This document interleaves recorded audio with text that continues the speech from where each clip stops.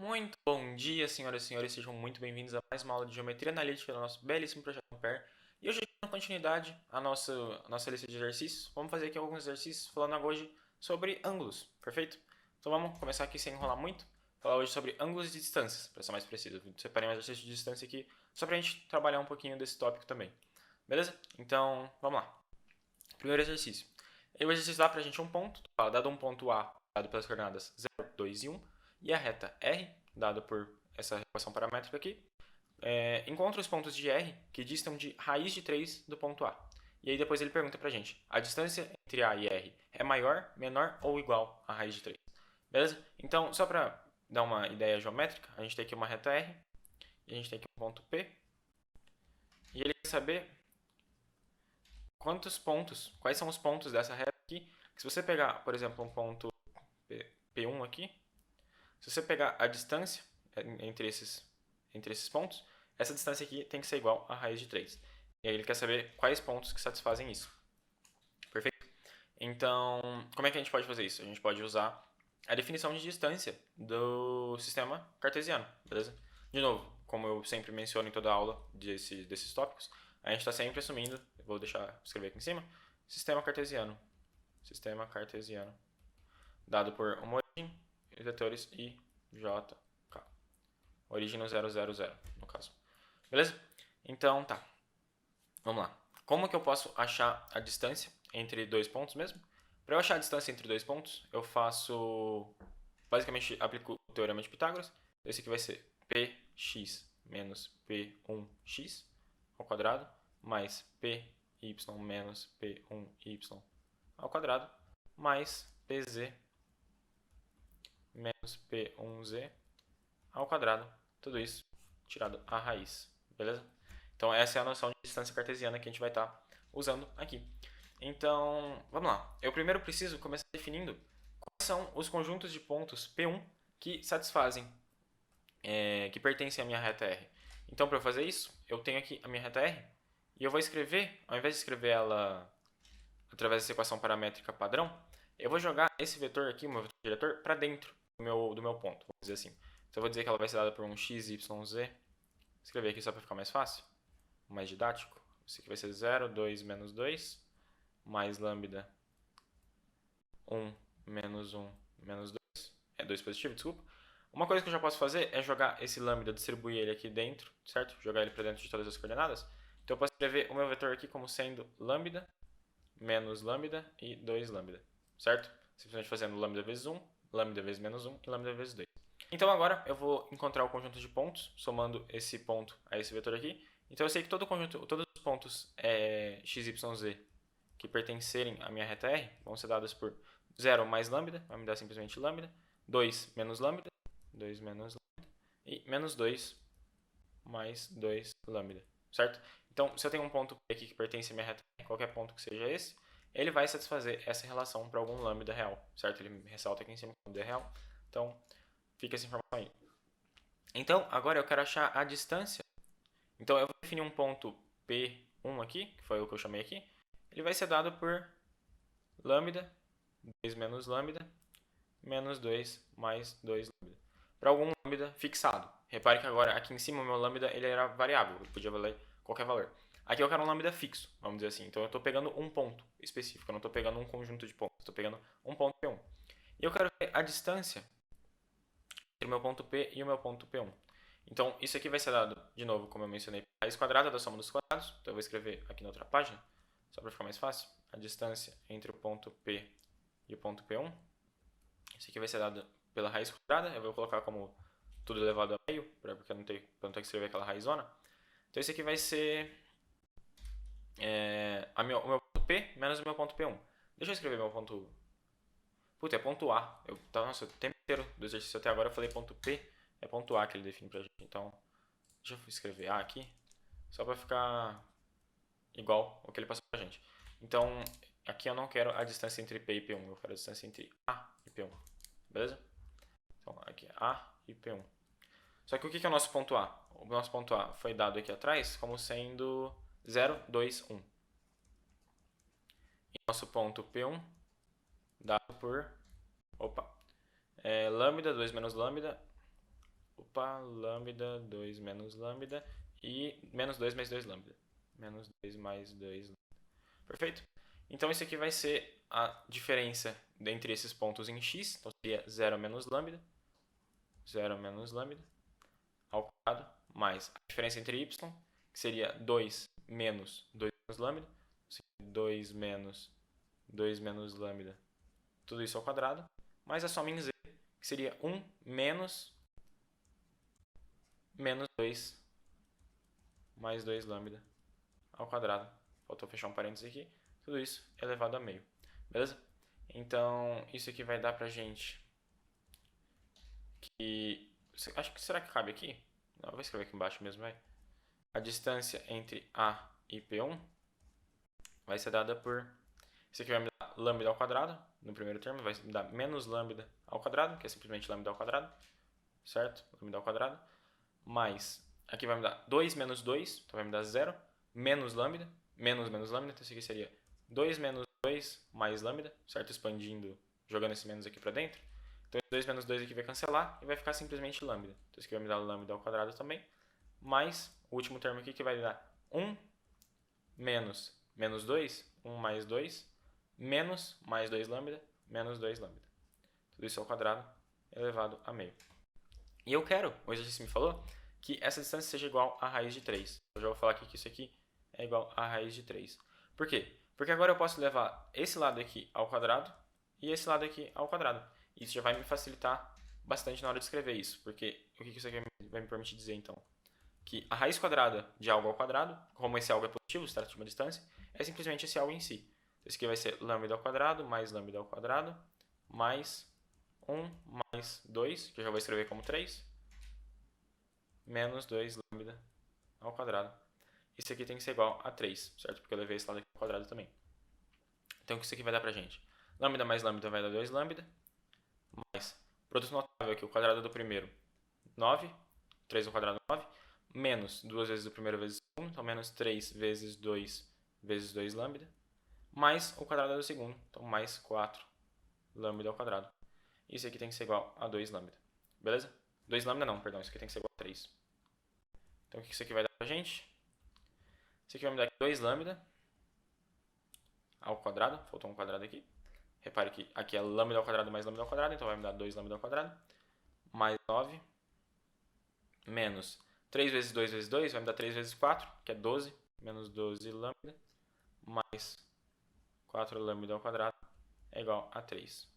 Vou subtrair esse 3 aqui, 4 lambda ao quadrado mais 2 lambda ao quadrado vai dar 6 lambda ao quadrado, mais 9, menos 3, vai me dar mais 6, menos 12 lambda é igual a 0. Então eu vou dividir tudo isso aqui por 6, certo? Dividir desse lado por 6, desse lado por 6, dividido por 6 é 0. Então isso aqui vai dar aqui lambda ao quadrado menos 2 lambda mais 1 é igual a 0. Então vamos descobrir agora os valores de lambda que satisfazem isso. Lambda 1, 2, aplicando Bhaskara. Você pode usar soma produto também, que você preferir. Eu vou usar Bhaskara porque é mais comum para mim. Então vai ser menos 2, certo? Menos b, mais ou menos raiz quadrada de b ao quadrado. Então vai me dar menos 2 ao quadrado, menos 4 ac. Só que aí vale em 1, então menos 4 vezes 1 vezes 1.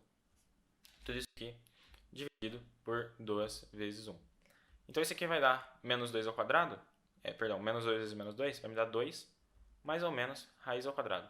De menos 2 ao quadrado, vai me dar 2 ao quadrado, porque menos 2 ao quadrado é igual a 2 ao quadrado, que é igual a 4, menos 4 sobre 2.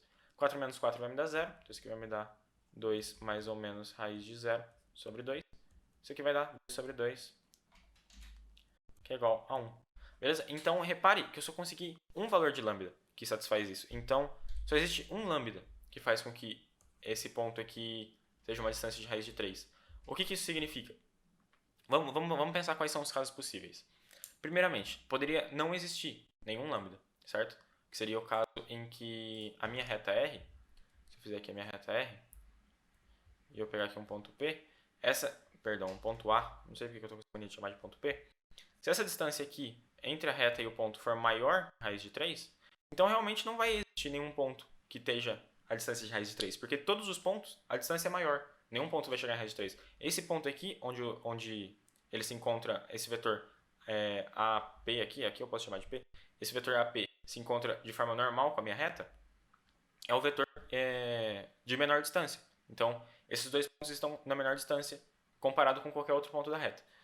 Então, se entre esses dois pontos já é maior que raiz de 3, então vai ser maior que raiz de 3 para todos os pontos. Certo? Caso esse ponto aqui seja exatamente igual a raiz de 3, a gente vai cair basicamente no mesmo caso. Se isso aqui for igual a raiz de 3, então só esse ponto vai satisfazer. Porque tanto quanto eu andar para cá como para cá, eu vou estar sempre ficando cada vez mais distante do ponto A. Porque repare que eu vou ter esse aqui, essa minha componente aqui, mais eu vou ter andado alguma coisa aqui. Então, essa distância aqui vai ser maior que a raiz de 3 obrigatoriamente, certo? Então, e caso a minha reta esteja mais próxima, então caso essa distância aqui, deixa eu ver se eu consigo dar Ctrl Z o suficiente, caso essa distância seja menor que a raiz de 3, então eu vou ter dois pontos, um desse lado e um desse lado, cuja distância vai me dar raiz de 3 aqui e raiz de 3 aqui, certo? Faz sentido isso? Então, o fato de o exercício de eu ter resolvido as contas e eu ter obtido apenas um lambda, me implica... Puta, de novo essa notificação. Caralho, corta isso de novo. Me implica diretamente que a distância entre o meu ponto A e a minha reta R é exatamente raiz de 3. Então, aqui eu vou falar que a distância entre a minha reta e o meu ponto A é igual a raiz de 3. Certo? Que é a segunda pergunta do meu exercício aqui. E ele me dá somente esse ponto aqui, esse valor de lambda é igual a 1. Então, vamos descobrir qual que é esse ponto. Esse ponto seria o ponto P1 para lambda igual a menos 1, certo? Eu vou escrever aqui na frente, lambda igual a menos 1. Isso aqui vai me dar aqui P1 vai ser igual a menos 1, 2 menos 1, 2 menos 1, e menos 2 mais 2 menos 1, que seria o ponto, então, dado por menos 1, 2 menos 1 vai me dar 3, e menos 2 mais 2 mais menos 2 vai me dar menos 4. Então, esse aqui é o ponto P1, que está a distância de 3 da minha reta. Perfeito? Perdão, esse é o ponto P1 pertencente à reta, que está a uma distância de raiz de 3 do meu ponto A. Maravilha? Então, sobre o exercício 1 era basicamente isso. Vamos partir para o próximo, exercício 2. Agora a gente vai começar a tratar de ângulos. Então, esse exercício vai falar para a gente: determine o cosseno do ângulo entre as retas R, dada por essa equação paramétrica, e S, dada por essa equação geral. Acho que é a equação geral que chama esse tipo de aqui. Quando você me dá dois planos, a intersecção de dois planos, eu imagino que seja a equação geral. Mas beleza. Vamos lá então. Como que eu determino o cosseno entre duas retas? Então, se eu tenho aqui, por exemplo, uma reta R e S, primeira coisa, elas têm que ser concorrentes, certo? Elas precisam se interceptar em um ponto. Caso elas se interceptem, basta eu pegar o meu vetor diretor de R, vamos supor que essa aqui é a reta R, essa aqui é a reta S, e o vetor diretor de S, e ver qual que é o cosseno do ângulo entre eles. Porque o cosseno do ângulo entre eles vai ser exatamente o cosseno do ângulo entre as minhas retas. Então, repare que para a minha reta R, ele já me deu a equação paramétrica, então eu já tenho o meu vetorzinho Rzinho. Esse vetor aqui já é o meu vetor diretor. Então, eu preciso agora só encontrar um vetor diretor para a minha reta S. Para eu fazer isso, eu vou então encontrar dois pontos da minha reta S e fazer para definir o meu vetor diretor. Então, eu vou definir os pontos P e Q pertencentes à minha reta S. E meu ponto P ele vai ser dado por... Deixa eu ver, eu vou escolher o meu x igual a 0, meu y igual a y0 e meu z igual a z0. Certo? Eu posso simplesmente escolher uma variável para ter o valor que eu quero e as outras duas eu vou tirar das equações. Pode acontecer de às vezes você chegar em alguma determinação ou algo absurdo, mas aí é um caso à parte, basta você trocar o seu valor aqui até encontrar o que dá certo. Então é recomendado você dar uma olhada antes, bata o olho, veja se substituir isso aqui vai dar algum problema. No meu caso eu já percebi que não vai dar, então eu vou poder substituir isso aqui sem problemas. Então, substituindo esses valores aqui de 0, y0 e z0 na minha reta S, na minha primeira equação, o que vai me dar? Vai me dar aqui 3 vezes 0, certo? Porque meu x é igual a 0, menos 2 y0 mais 16 é igual a 0. Minha segunda equação vai me dar aqui 3 vezes 0, menos z0 é igual a 0. Então, minha segunda equação imediatamente já me fala que z0 é igual a 0, certo? Porque isso aqui vai dar 0, 3 vezes 0 vai dar 0. Então, basta jogar esse 0 para lá, vai me dar que z0 é igual a 0. E a equação de cima vai me dar aqui 3 vezes 0 dá 0, menos 2y0 mais 16 é igual a 0. Isso aqui vai me dar então que y0 é igual, joga isso aqui para lá, vai me dar aqui y0 é igual a 16 sobre 2, que é igual a 8. Então, eu sei que meu ponto P ele vai ser dado por 0, 8, 0. E eu vou deixar escrito ele aqui em cima, então. P igual a 0, 8, 0. E vamos definir agora o meu ponto Q. Então, beleza. Vou apagar tudo isso aqui. E vamos ver. Meu ponto Q, eu vou escolher ele como sendo da forma x1, 0, z1. Beleza? Então, substituindo isso aqui na primeira equação, isso aqui vai dar pra gente aqui 3x1 menos 2 vezes 0, mais 16 igual a 0. E na segunda equação, 3x1 menos z1, menos z1, x1 aqui, isso aqui tem que ser igual a 0. Então, da primeira equação, o que a gente obtém? 3x1 mais 16 é igual a 0. Então, isso aqui vai me dar que x1 é igual a menos 16 sobre 3, certo? E o meu z1, aqui ele vai ser escrito como 3x1. Então, vai ser 3 vezes menos 16 terços, que vai me dar simplesmente menos 16. Então, eu sei que meu vetor Q, meu ponto Q, desculpa, ele pode ser escrito como menos 16 terços, 0 e menos 16. Então, esse é o meu vetor Q. Agora, eu preciso encontrar um vetor diretor da minha reta. Como eu tenho esses dois pontos distintos, eu posso simplesmente falar que o meu vetor diretor da reta S, o meu vetor Szinho, ele é dado pelo vetor PQ, certo? Eu posso simplesmente falar isso. Então, o que seria o meu vetor PQ? Seria o meu vetor Q menos o meu vetor P. Então, seria menos 16 terços menos 0, vai me dar menos 16 terços. 0 menos 8, vai me dar menos 8. E menos 16 menos 0, que vai me dar menos 16. Então, esse aqui é um vetor diretor da minha reta S. Repare que eu posso pegar qualquer vetor diretor. Então, eu posso pegar um vetor diretor que, na verdade, é menor do que esse. Vamos encurtar ele. E repare que todos os coeficientes aqui são negativos. Eu vou trocar, vou multiplicar ele por menos 1. Então, eu vou falar aqui que o meu vetor Szinho, na verdade, vai ser escrito como menos 1 sobre 8 PQ.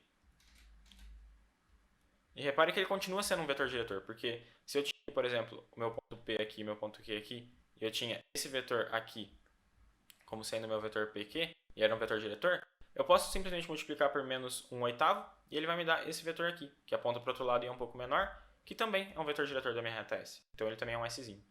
E ele vai ser dado, então, por menos 16 terços, então isso aqui vai me dar 2 terços, certo? Porque seria menos 16 dividido por 8, por menos 8. Menos 8 dividido por menos 1/8 vai me dar simplesmente 1. E menos 16 dividido por menos 1/8 vai me dar 2. Então, esse é o meu vetor Szinho.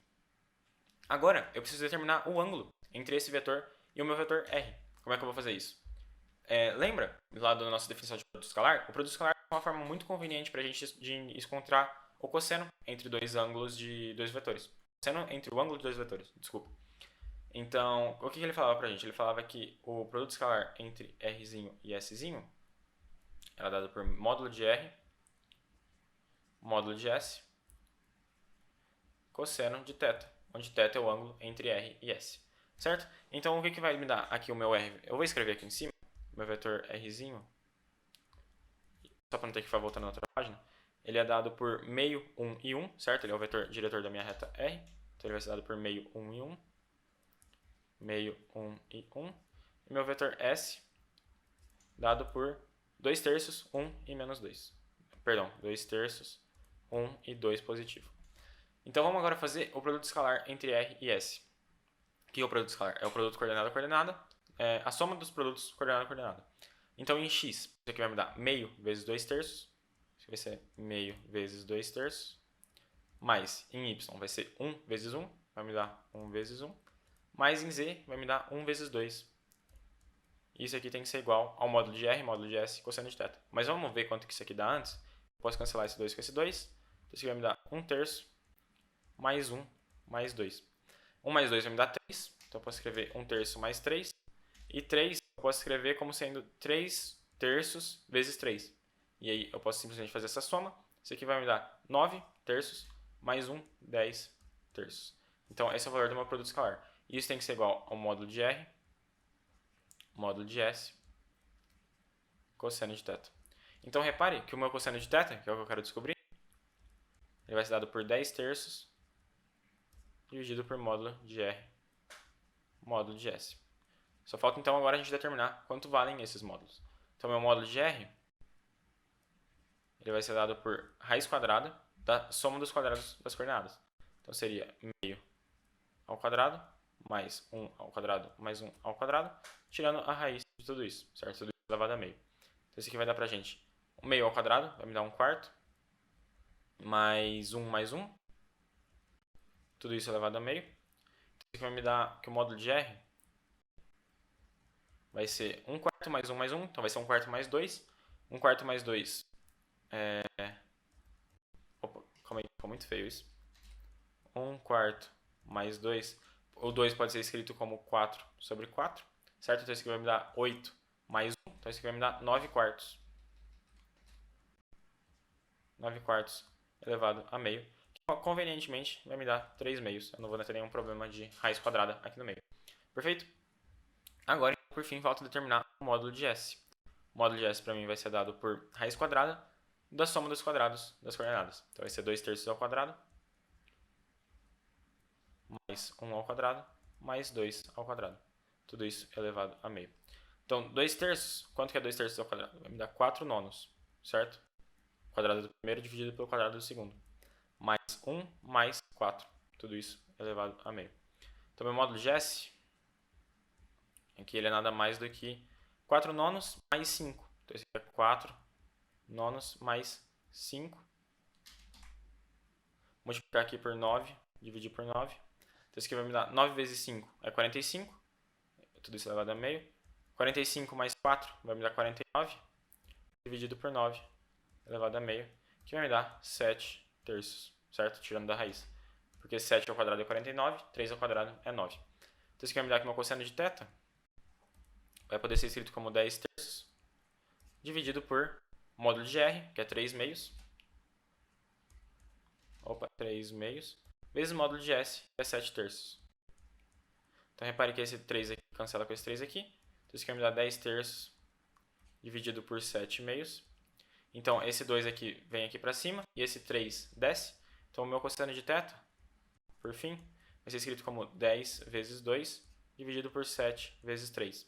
Isso aqui vai me dar 20 dividido por 21. Perfeito? Esse aqui, então, o cosseno de θ entre as duas retas. É o cosseno do ângulo entre as duas retas. Maravilha? Partindo agora, próximo exercício. Exercício de número 3.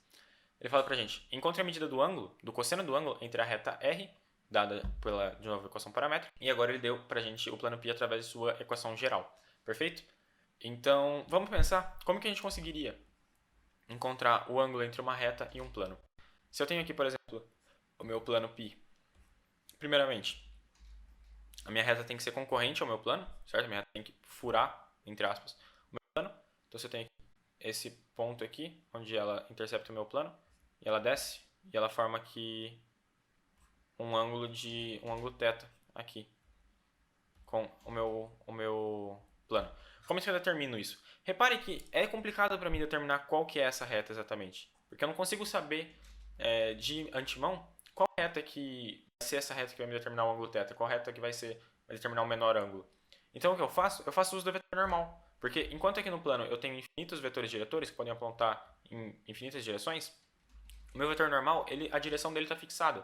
Então, se eu analisar o ângulo que a minha reta faz com o meu vetor normal, eu consigo saber o ângulo que a minha reta faz com o meu plano. Porque eu sei que esse ângulo aqui é de 90 graus, então eu sei que o ângulo dado entre o meu θ e o meu vetor normal, perdão, entre a minha reta R e o meu vetor normal, vou chamar de Rzinho aqui só porque eu estou pegando um vetor diretor, isso aqui vai ser 90 graus, certo? Porque isso aqui é de 90 graus, menos o ângulo dado entre o meu vetor R e meu plano π. Beleza? Vamos ver se faz sentido? Vamos pegar aqui meu vetor diretor do plano π. Então, eu vou chamar ele de πzinho aqui, vetor. tenho aqui o meu vetor Rzinho, diretor, e aqui eu tenho o meu vetor N, normal. Então eu sei que a soma desse ângulo com esse ângulo tem que me dar 90 graus. Então eu sei que o ângulo entre Rzinho e Pzinho mais o ângulo entre Rzinho e Nzinho tem que ser igual a o 90 graus. Certo? Porque é esse ângulo aqui de baixo mais esse ângulo aqui de cima tem que me dar 90 graus. Então essa relação que a gente escreveu aqui em cima está certa, ela faz sentido. Então como é que a gente faz isso? A gente precisa primeiramente determinar qual que é o cosseno do ângulo entre a minha reta R e o meu vetor normal N. Então repare aqui que como eu já tive o exercício já me deu a equação paramétrica da minha reta, certo? Isso aqui seria o meu vetor diretor. Eu já consigo determinar de imediato quem que é o meu Rzinho.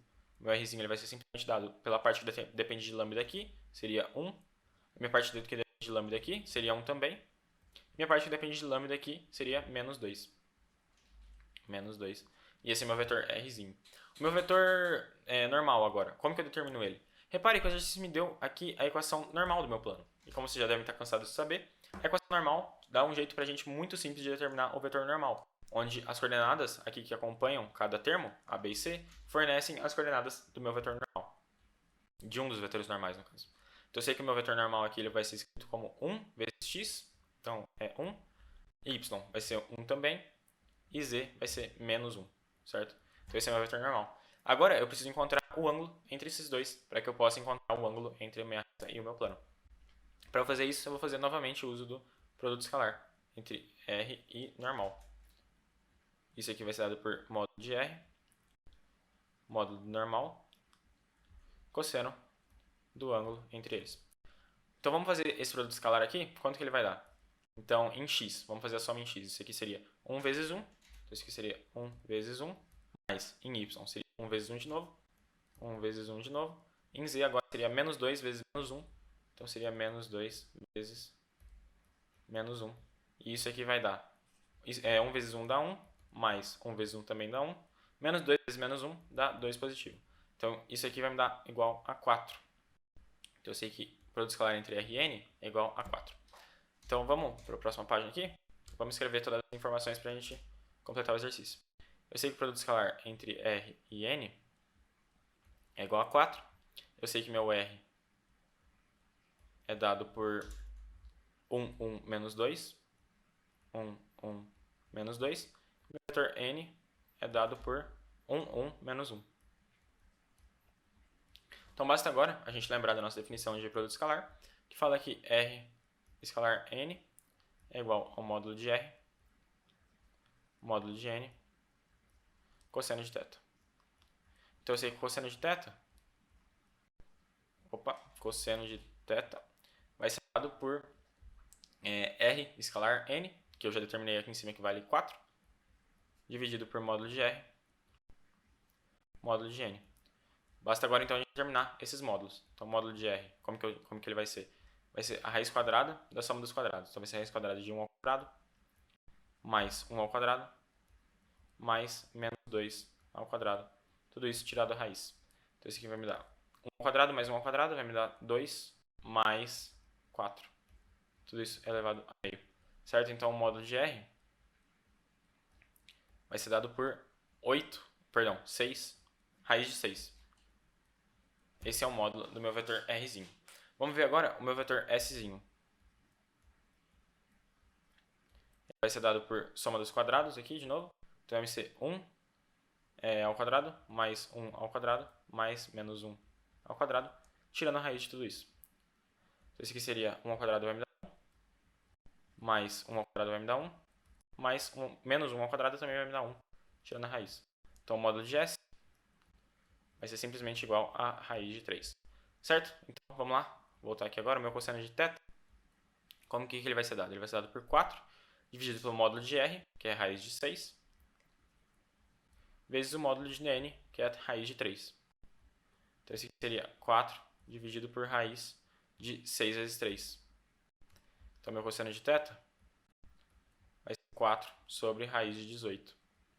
Repare que 18 é 9 vezes 2, então esse aqui vai ser 4 sobre 9 raiz de 2. Posso multiplicar por raiz de 2 em cima e embaixo, certo? Para racionalizar. Isso aqui vai me dar 4 raiz de 2 dividido por 9 vezes 2, 18. Esse é o cosseno do meu ângulo θ, sendo θ o ângulo entre o meu R, minha reta R, e o meu vetor normal. Por fim, agora eu posso encontrar o ângulo entre a minha reta R e meu plano π, usando essa relação que eu determinei aqui atrás. Então, deixa eu criar mais um slide. Eu achei que fosse caber em 2, mas vai ficar apertado se for fazer em 2. Então, vou criar um slide novo aqui pra gente. Apagar tudo isso aqui. Opa! Apagar tudo isso aqui.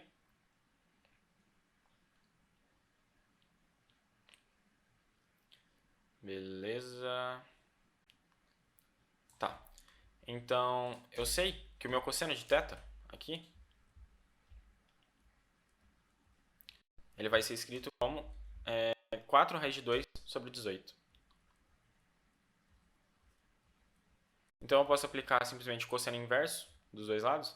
Eu vou achar que o meu θ vai ser cosseno a menos 1 de 4 raiz de 2 sobre 8. Certo? Esse é o valor do meu ângulo θ. Onde θ é o ângulo entre a minha reta R, meu vetor diretor da reta R, e meu vetor normal. Eu quero saber o ângulo entre a minha reta R e meu vetor diretor π, o vetor diretor π do plano. E a gente definiu aqui atrás que, aonde? Aqui. Que isso ia ser dado por 90 graus, então 90 graus é nada mais do que π sobre 2. É importante aqui usar π sobre 2 porque a gente está em radianos, então isso é muito importante. Menos o ângulo entre R e N. Então basta agora eu substituir o valor de R e N, que é esse θ que eu encontrei aqui em cima, e a gente termina o exercício. Me fala que o ângulo entre R e π vai ser dado por π sobre 2 menos cosseno a menos 1 de 4 raiz de 2 sobre 8. Perfeito? Então tá aqui. É assim que a gente encontra o ângulo entre uma reta e um plano. Agora, o próximo exercício vai falar pra gente: encontre o cosseno do ângulo entre os planos π1 e π2, onde os dois foram dados por equações paramétricas. Então, o exercício anterior já deve ter dado mais ou menos uma ideia para vocês de que rumo a gente deve seguir para encontrar o ângulo entre reta e plano. Ainda era um pouquinho mais complicado. Agora, entre dois planos, é muito mais simples, porque basta a gente analisar o famoso vetor normal, certo? Repare que ele é um grande simplificador quando a gente fala de planos. Então, eu tenho aqui, por exemplo, um plano N1. Vou tentar desenhar meio torto aqui um plano N2, que aponta para cá. E repare que o ângulo entre o plano π1 e o plano π2 é exatamente igual ao ângulo entre os vetores normais N1 e N2, certo? Porque se eu pegar o meu N2 e trouxer ele aqui para cima, ele vai apontar mais ou menos nessa direção. Inconvenientemente eu fiquei com N1 na frente, deixa eu apagar, só para mostrar o meu ponto. Vou apagar aqui. Então, aqui eu tenho o meu vetor N1, aqui eu teria o meu vetor N2, e esse ângulo aqui é exatamente esse ângulo entre os planos, certo? Então, eu posso definir o ângulo entre os meus planos como sendo o ângulo entre os meus vetores normais. Então, para isso, basta eu encontrar os vetores normais de cada plano e encontrar, por fim, o ângulo entre eles. Então, repare aqui que eu tenho dois planos dados por equações paramétricas. Então, como que eu posso encontrar um vetor normal a um plano, sendo que eu tenho dois vetores diretores? Bom, se eu tenho dois vetores diretores, eu tenho aqui, por exemplo, chamar de, sei lá, V1 aqui e V2 aqui. Se esses dois vetores são diretores e eu fizer o produto vetorial entre eles, eu vou obter um vetor que é normal aos dois, portanto, normal ao plano, certo? Então eu vou dizer aqui que o meu vetor N1, o meu vetor normal ao plano 1, ele vai ser o produto vetorial entre o 1 e o 2, em que o 1 e o 2 são vetores diretores do meu plano π1. Então, no caso, são esses dois vetores aqui que o exercício forneceu pra gente. Então, esse aqui vai ser dado pelo determinante, IJK. E as coordenadas aqui vão ser 1, 0, 0, para o nosso U1, e para o nosso 2 vão ser 1, 1, 1. Certo? Basta agora a gente, então, realizar esse determinante aqui. A coordenada I vai me dar 0 aqui, vindo, e vai me dar 0 voltando também. Então, vai ser 0 em I. Em J, vai me dar 0 vindo e menos 1 voltando. então vai ter menos 1. E K, eu vou ter 1 vindo e 0 voltando. Eu vou ter 1 em K. Então, esse aqui é o meu vetor de N1, que é um vetor normal ao plano 1. Vou passar de página aqui, só para limpar o nosso espaço. Meu vetor, agora meu vetor N2, que é o meu vetor normal ao plano 2, eu vou chamar ele aqui como sendo o meu V1, produto vetorial com V2, em que V1 e V2 são os vetores normais, os vetores diretores, desculpa, do meu plano P2. Então, isso aqui eu vou dizer que vai ser o determinante, IJK, das coordenadas. Então, o meu primeiro vetor diretor ele é menos 1, 0, 2, menos 1, 2, 0. Opa, que 0 feio. Menos 1, 2, 0. E o segundo vai ser 0, 1, 0. 0, 1, 0. Basta então agora a gente realizar esse determinante. Copiei certinho, né? Menos 1, 2, 0. Menos 1, 2, 0. E 0, 1, 0. Perfeito. Então, o que isso aqui vai dar pra gente? Isso aqui vai dar em I, vai me dar 2 vezes 0, que vai dar 0. E voltando, menos 1 vezes 0, também vai dar 0. Então, é 0 em I. Em J, descendo aqui vai dar 0. Voltando aqui, também vai dar 0. Então, J também é 0. E por fim, em K, descendo aqui eu vou ter menos 1. E voltando, menos 1 aqui. E voltando eu vou ter 0. Então, minha coordenada Z vai ser menos 1. Então, esse aqui é o meu vetor N2. Certo? E agora, então, para encontrar o ângulo entre os planos P1 e P2, basta encontrar o ângulo entre esses dois vetores. Para fazer isso, eu vou fazer uso do nosso velho amigo produto escalar. Meu N1 escalar N2 vai ser módulo de N1, módulo de N2, cosseno do ângulo θ entre os vetores. N1 produto escalar com N2, deixa eu copiar o N1 aqui, de novo, só para facilitar a nossa vida. Ele é por 0, menos 1 e 1. 0, menos 1 e 1. Então, N1 produto escalar com N2 vai me dar coordenada x vezes coordenada x, 0 vezes 0, vai me dar 0 vezes 0. Coordenada y vezes coordenada y, 0 vezes menos 1. Coordenada z vezes coordenada z, menos 1 vezes 1, então vai dar menos 1 vezes 1, que vai dar menos 1, certo? Porque esse aqui vai dar 0, esse aqui vai dar 0, e isso aqui vai dar menos 1. Agora, basta então a gente encontrar os módulos, né? O módulo de N1, ou norma de N1, como preferir. Isso aqui vai ser a raiz quadrada da soma dos quadrados dos termos. Então, isso aqui vai ser a raiz quadrada de 0 ao quadrado, mais menos 1 ao quadrado, mais 1 ao quadrado. Tudo isso elevado a meio. Então, o módulo de N1 vai ser igual a... Isso aqui vai me dar 1, isso aqui vai me dar 1. Então, vai ser simplesmente raiz de 2. Meu módulo de N2 vai ser dado por... Meu N2 é isso aqui, então vai ser 0 ao quadrado, mais 0 ao quadrado, mais 1 ao quadrado. Tira a raiz. E isso aqui vai dar 1, certo? De imediato. Não precisa nem preocupar muito em fazer muita conta. Então, vou poder dizer finalmente que o meu cosseno de θ, que é o cosseno que eu quero encontrar, é o ângulo entre os meus planos. Isso aqui vai ser N1 produto escalar com N2, dividido por módulo de N1, módulo de N2. Onde N1 produto escalar com N2 vai me dar menos 1. E N1, módulo de N1 é raiz de 2. E módulo de N2 é 1, certo? Então, isso aqui vai me dar menos 1 sobre raiz de 2. Racionalizando, só para ficar bonitinho, vezes raiz de 2 em cima e embaixo.